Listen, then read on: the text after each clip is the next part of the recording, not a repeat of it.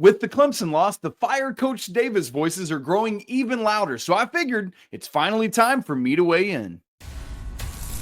This is Tyler Hansbrough, and you're listening to Locked On Tar Heels. You are Locked On Tar Heels, your daily podcast on the UNC Tar Heels. Part of the Locked On Podcast Network, your team every day. Hey there, what's up? It's Wednesday, February 12th, 2025. Welcome into the Locked On Tar Heels podcast. It's the only daily North Carolina show out there. I'm your host, Isaac Schade. You're joining me at the place to get your Tar Heels content every single day. It's all part of the Locked On Podcast Network. I want to thank you so much for making us your first listen or your first watch to get your Wednesday cracking. Special shout out to all the everydayers joining us, our great Locked On Tar Heels insiders, and of course our Locked On Tar Heels Discord chat family as well. Coming up on the show today, you'll recall that Carolina has just wrapped up with the Clemson game, this 4-game ridiculous stretch. They didn't handle it very well, and so I want to talk about the ramifications like that. But according to Joe Lunardi's latest bracketology, it might not be as grim as we're thinking. I'll unpack all that later. But first, I don't want to waste any time. I want to get right in to having a Coach Davis conversation. I've stayed away from it, not because I'm afraid of it or I don't want to talk about it, but because I didn't think it was time yet. But the voices have grown so loud about it that I thought it was finally time for me to add my voice to that stream of conversation. And let me just say this right off the top. It's not going to be in the form of, all right, let's fire Coach Davis. Here's a whole bunch of candidates you should be on the lookout for. I don't feel that's appropriate to do because for me, this is a man's livelihood at stake. If there comes a day when a coach is fired for any team, at that point, yes, I am more than happy to put out a list of potential replacement candidates. But the humanity in it will not allow me to do that. And I apologize. I know others do that, and that's fine. You can go to those sources. It's not what I'm going to do. But I do want to legitimately process this thing. I don't want to just flippantly say, no, don't fire him, or yes, keep him, without processing through it logically. And that's what I'd like to do with you today, if you'll join me on that journey. So as a way to do that, I've taken one of the voices that reached out that I thought asked it in a really helpful way, and I think is a good primer for our conversation. So this is a Twitter DM that came from Nicole, and she says this: Hey, Isaac, I've been seeing a lot of people on Twitter say that the team's performance this year is on Coach Davis and that he should be fired.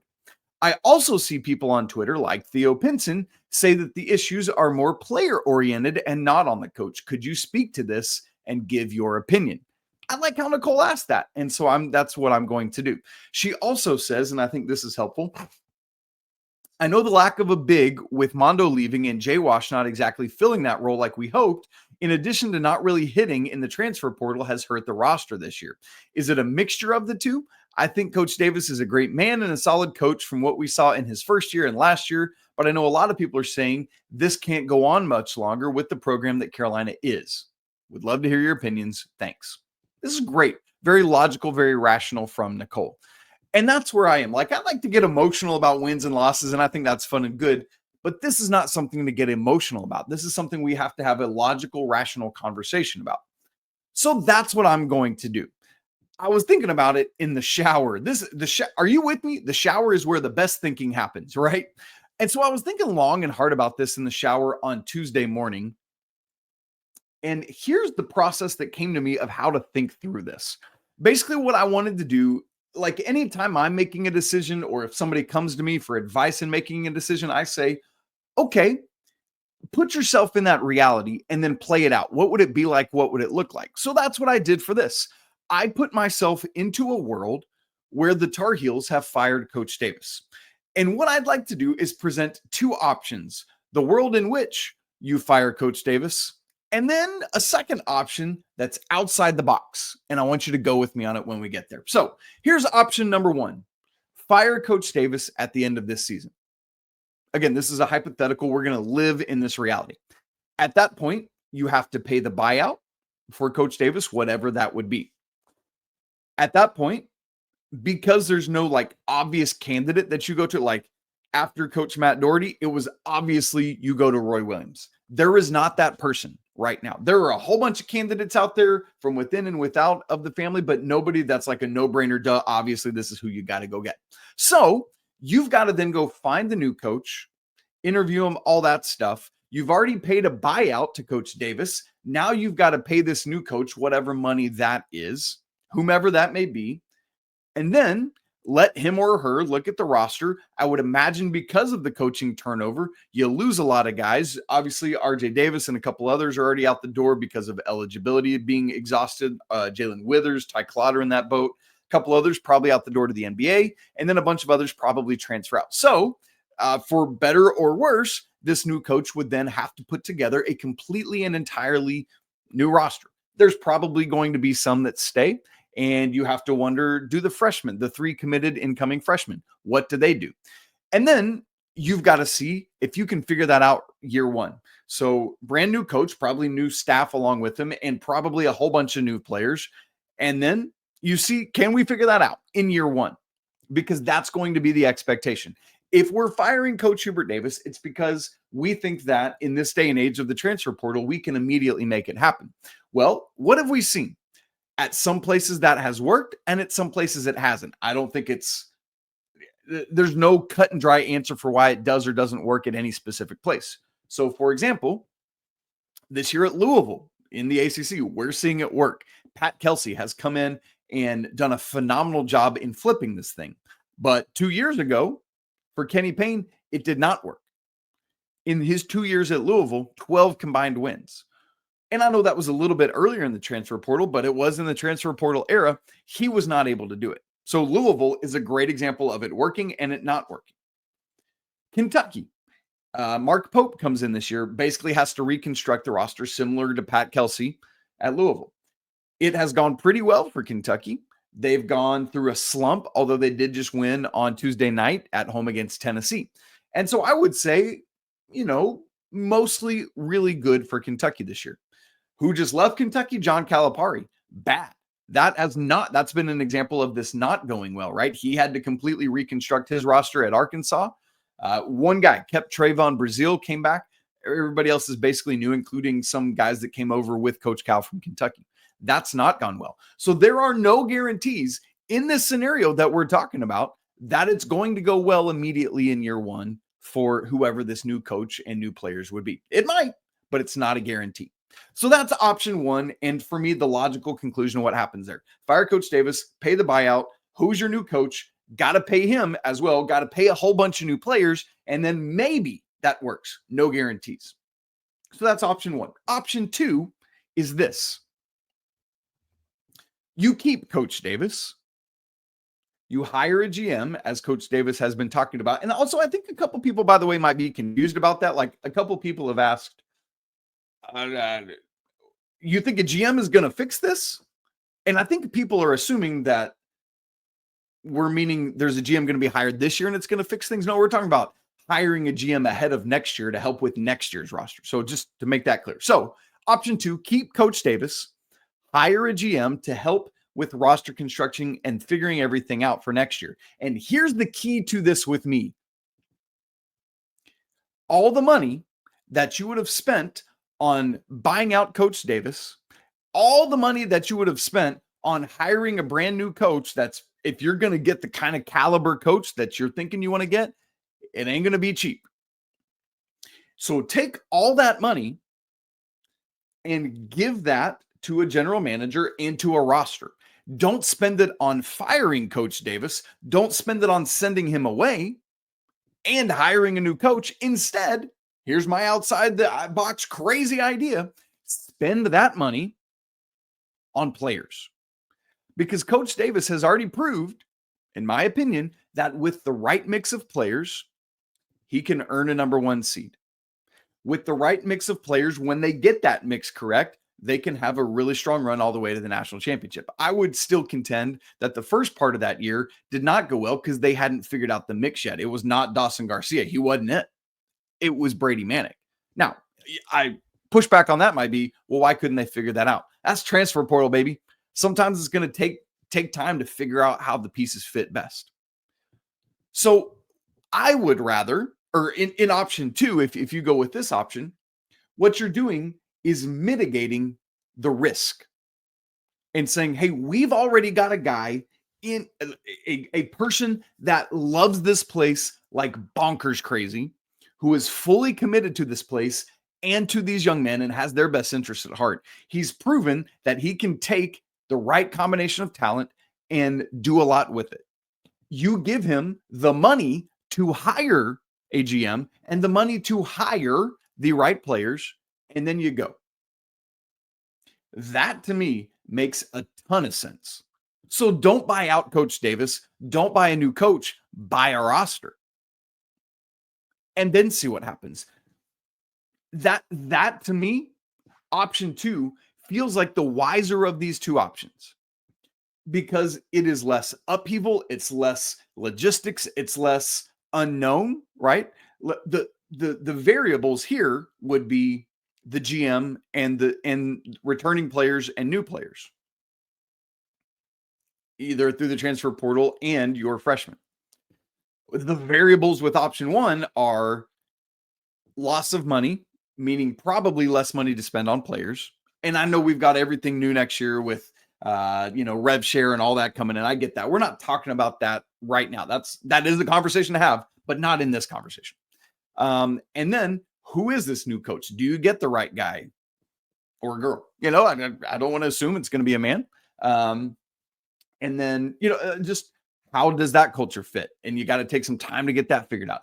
I just feel like while you've got a guy right now who you believe in and all these things, put the right things in place and see if that can happen. So to me, of option 1 or of option 2, there's less variables with option 2. There's less risk involved in it. And I think it makes sense to go with that route first and foremost. So don't buy him out, buy him a roster. That's my thought. Now, there is more to this that we need to unpack. We've got to work at isolating and figuring out what is the issue right now. Is it X's and O's coaching? Is it roster construction? Is it simply portal misses? Is it inability to evaluate talent? That a whole host of other things it could be. I want to unpack that and some more tentacles that come from these two options. That's where we're going to go next. Stay with me. We'll be right back. Right after I tell you about Wayfair. After the holiday hustle that ended a couple months ago, man, there's nothing like giving your home a little TLC, a little update. And I always find that decluttering, man, I feel like I've been starting some spring cleaning early. I cleaned up my whole side of the bed the other day. You ever just collect stuff by your bedside? Man, I decluttered all that. And now it's time to refresh the space, get some new stuff. That gets me back into a routine in the new year. So whether you're tidying up, clearing out, or just want to give your space a new look in 2025, Wayfair, man, they got everything you need, all, by the way, within your budget. I'm currently looking at all sorts of different things, like some furniture or whatever from Wayfair's huge selection. And because they've got that big selection, it makes it so easy to find pieces that fit my style in my budget. And the same would be true for you. I promise you that. And my favorite part, they've got not only free shipping, but hassle-free delivery, even for the larger items. Man, that's so helpful. You don't have to hey, can I borrow your pickup truck? No, you don't have to worry about any of that. And Wayfair's site, it's easy to navigate and you can find everything you need in no time. There's something for every style and every home, no matter your space and no matter your budget. So give your home the refresh it needs with Wayfair. Head to wayfair.com right now. That's WAYFAIR.com. Wayfair, every style, every home. All right, we're continuing to have this conversation about just entering my voice into the should we fire Coach Davis conversation. I offered up option 1, fire him, and all the things that come with that, all the costs, and then option 2 of keep Coach Davis, retain him, and use all that money you would have had to spend to send him away and bring someone else in to get him a better team. I recognize, let me say this, I didn't say this in segment 1.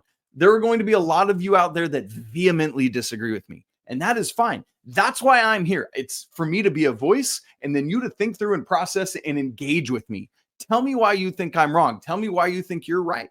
Or maybe you agree with me, but you think, I hear what you're saying, but what if we tweaked this? Awesome. That's what talking sports is about, right? Like We should be able to do that. And I love that. I encourage that. So bring it on, man. Let's have some good conversations. I'm all about it. Now, what we have to figure out is what is the issue with the Tar Heels right now? Because I think that's what we're still trying to isolate in trying to determine what needs to change. Because something clearly has to change, right? Carolina, should they miss the tournament this year, which we'll get to that in the next segment. There is still hope, believe it or not. It's crazy, but there is hope. But let's say the Tar Heels do miss the tournament two years in a 3-year span.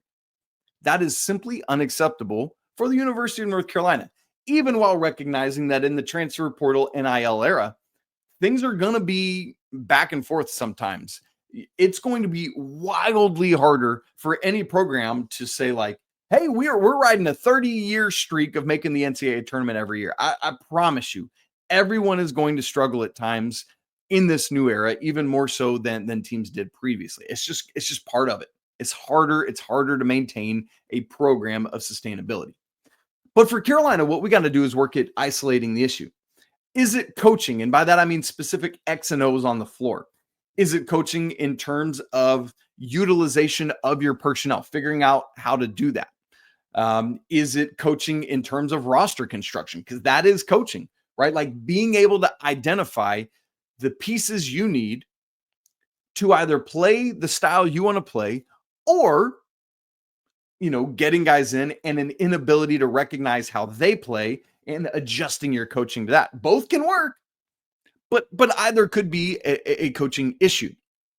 Is it, hey, we made the right evaluations in the portal and it just for some reason hasn't worked? That could be part of it. Remember, these are microwaved relationships as opposed to like high school evaluation where it's months and years of looking at these young men. So to me, as I think about trying to identify that, right? Like it's just like algebra class. We've got a variable. We got to isolate it so we can figure out the answer to it. Yes, I am a geek and a nerd and a dork. I accept that. So to me, the way to work at isolating that variable without just blowing everything up, the way to do that a little bit more carefully and financially savvy is to choose option 2. Because I think that would allow Carolina over the next season, over the 25-26 season, to identify where the critical issue lies. So for example, like if we go with my option 2 and next year's another year of all this, then yeah, absolutely.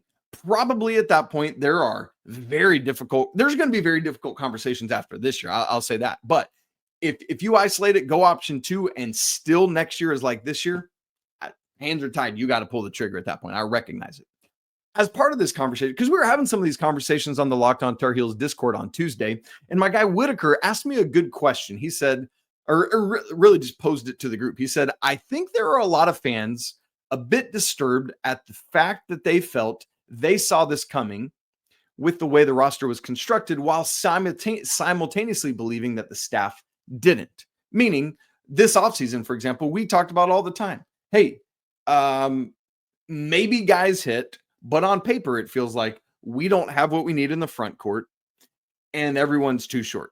Like the pieces don't seem to add up, with the thought that the coaching staff didn't recognize these same issues that so many of us did. And so basically, I think Whitaker was saying, like, we need to wrestle with that. What do we think? How do we reckon with that? Well, I think, and I believe Whitaker would say this as well from the conversations that we all had after that the staff did see those issues. They did see it coming, like the front court problems. And that's why they were in on so many bigs, right? Like a litany of front court players that Carolina was trying to land and just didn't for one reason or another, whether it was Maxime Reynaud pulling his name out of the transfer portal or maybe getting outbidded. And the problem is we don't have transparency because of this day and age of what exactly all the issues were. But then the question becomes, all right, Isaac, why did the coaching staff not message that? Because when Coach Davis talks about it, he says, oh yeah, we believe in Jae'lyn or whatever it is, and we think he's going to be great. Here's why. Because even though the guys you have on your roster are probably not the guys, like you don't have the dude that you thought you would have in the front court.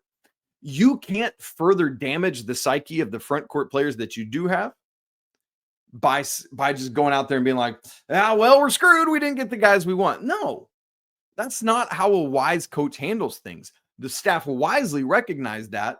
And internally, as a coaching staff, we're probably having conversations like, yes, we wish we had someone else additional. We wish we had landed a bigger fish in the front court, but we didn't, and we don't have that person. So what are we going to do with who we have right now?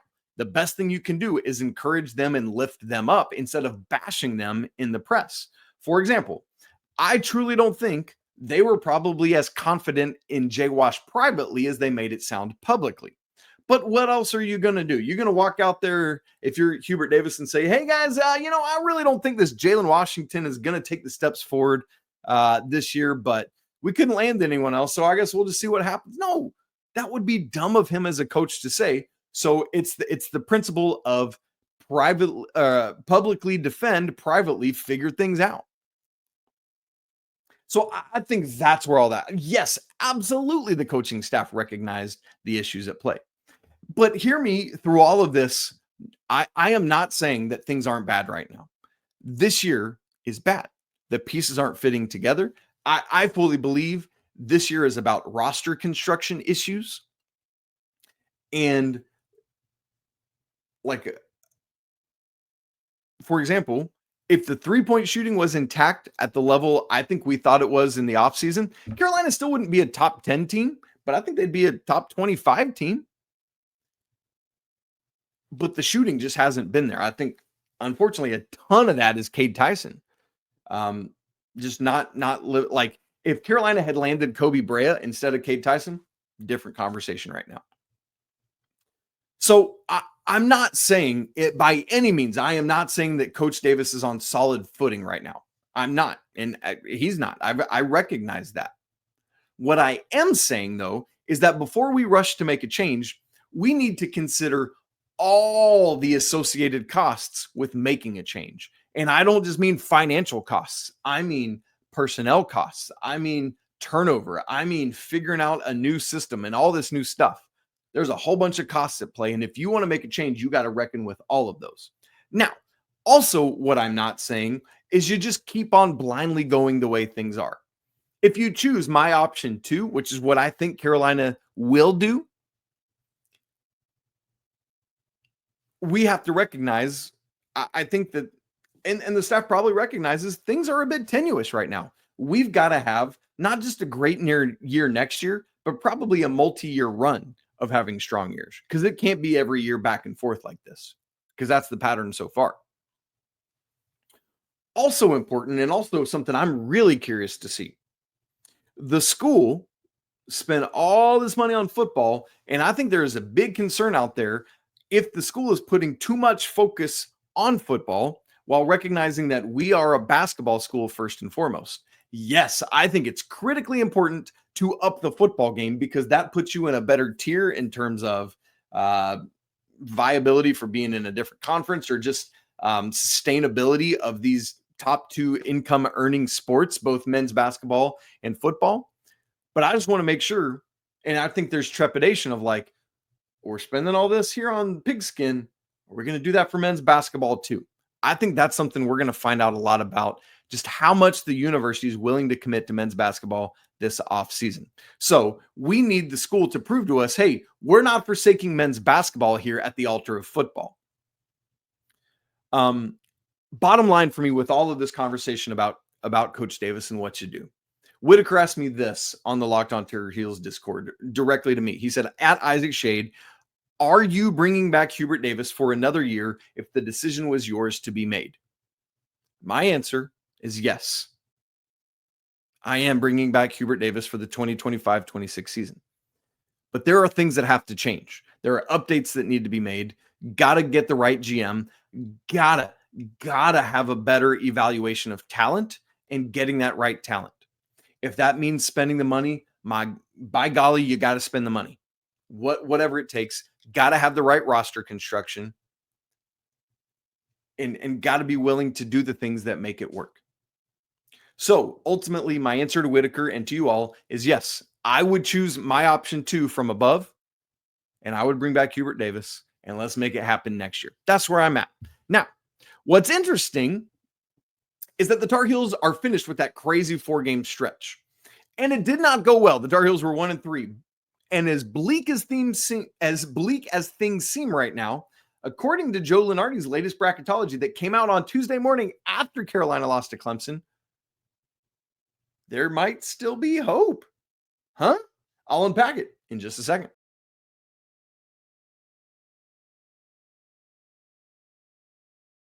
Carolina had a stretch where they had multiple winnable games, and that entered into a 4-game stretch that was very difficult at Pitt, at Duke, hosting Pitt, at Clemson.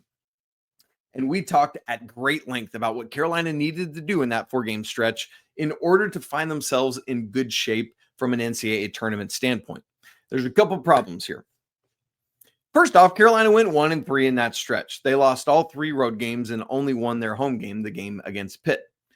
But beyond that, Carolina, as we well know, also lost a couple of those games that they should have won in that stretch where they lost to Stanford and they lost at Wake Forest. So those 2 things combined have put Carolina in a bind. I had said before all of those games that Carolina probably needed to go 2-2 in that tough 4-game stretch, and they'd be okay. But the problem was, I said that with the assumption that Carolina would win all those winnable games before that, and they lost those 2 that we just identified. So they didn't win those, and that made things more dire in this 4-game stretch. At that point, I said, all right, I got to amend this. Carolina now, because of losing to Stanford and at Wake, needs to go either 3-1 or 4-0 against the 2 Pitt games, Duke and Clemson, to feel good. That also clearly did not happen, and so now things are in really bad shape. You got 7 regular season games plus the ACC tournament left to prove that you can belong in the NCAA tournament. But there is a possibility that things are not quite as nail in the coffin as we thought. It's still not great hope. I'll tell you that right now. But there is hope. Because on Tuesday morning, which is when Joe Lunardi refreshes his bracketology on ESPN right now, and I know he's not the only bracketologist, but I think he's the most popular one, so that's just where I like to go because it's probably what we're all most versed in. On Tuesday morning, he refreshed his bracketology, including Carolina's Clemson loss. And I had Carolina coming into that game was in next 4 out, so like team 69, 70, 71, and 72. I figured because of the Clemson loss, Carolina would drop back into next 4 out, so like 73, 74, 75, 76. But much to my surprise, they were still in first 4 out. Now, first off, that makes this loss to Clemson all the more painful because they might have jumped to in the bracket with beating Clemson. But they weren't. Instead, the Tar Heels are 3rd in first 4 out. Much better footing than I thought they would be. The teams in first 4 out with them just ahead are VCU and Arkansas, and just behind them is SMU. Those are the 4 teams in first 4 out. By the way, it's bubble watching time, so let me give you some updates there. VCU is at George Washington tonight. Arkansas hosts LSU tonight. So we're big George Washington and LSU fans this evening. Last 4 in, just in front of Carolina, would be BYU, Wake Forest, San Diego State, and Georgia. On Tuesday night, BYU won. San Diego State, as we record, is losing pretty handily at halftime to San Jose State, and Georgia lost at Texas A&M. So those are all good signs. Wake hosts Florida State tonight, so chop on, let's be Seminoles fans. It also makes the loss at Wake Forest all the more painful because if you win that game, you might have a leg up on them. And then just behind Carolina is SMU, and then the first team in next 4 out is Pitt. SMU beat Pitt on Tuesday night, so that sends Pitt further back, but it might jump SMU ahead of Carolina. This is all the calculus we got to deal with right now because Carolina seems to not necessarily control their own destiny. But what does all that mean? What it means is Carolina has to look at this 6-game stretch ahead of them and just be all in on it. Like, yes, as frustrating as things were on Monday night and as grim as that all looked, it's not dead. It might be Monty Python where you're only mostly dead, but you're not totally dead yet. That's where probably Carolina is sitting right now. But that means every single game down the stretch is do or die. These 6 games that are all winnable coming up, Carolina's longest winning streak this season is 4. And, the loss to Stanford and Wake seemed to show that There are no guarantees Carolina's going to win these 6 games. But if you take them one at a time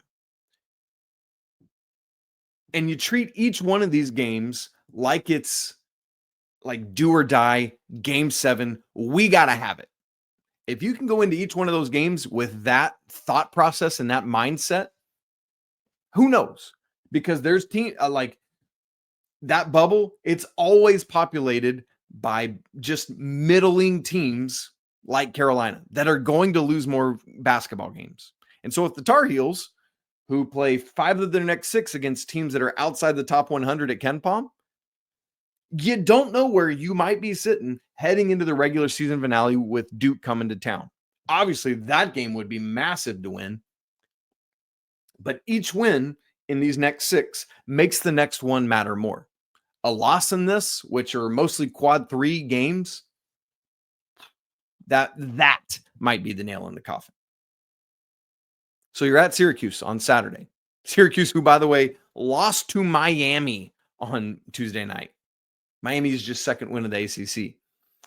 If you can go up to Syracuse, win that basketball game, and then let's put together a run. But it starts with the orange on Saturday. That's what we're looking at. I honestly, in the wake of last of Monday night's game, I was like, we're done, man. That's probably it. But I was encouraged, at least somewhat. There's some hope. Slim though it may be, there is hope. Let's go make it happen. Keep this locker room together. Let's go. All right, gang. That's it for today's show. Great to be together. Coming up on Thursday, Coach Pat Kilby will be with me. On Friday, Coach Rob will be with me. We'll get ready for that Syracuse game and the weekend whip around. Baseball starts this weekend. Texas Tech coming to the Bosch. It should be a blast. We're going to be all in on baseball this year because this is going to be a really good team. So buckle up for that, and let's go Diamond Heels. If you've not subscribed to the show on video and audio, make sure you do so right now. Would love for you to do that. Help us get to 10 and 3, 10,000 subscribers in the first 3 years of the show. Hit that subscribe button. Come on and join us. By the way, hop in the comments. Let me know where you're at with my Coach Davis options. Option 1 or option 2. Where are you at with that?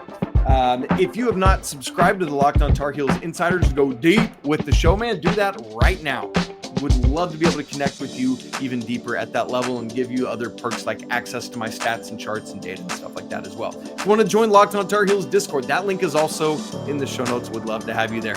Y'all, it's always a great day to be a Tar Heel, even in a time like this. I promise you it is. We'll talk again tomorrow, but until then, peace.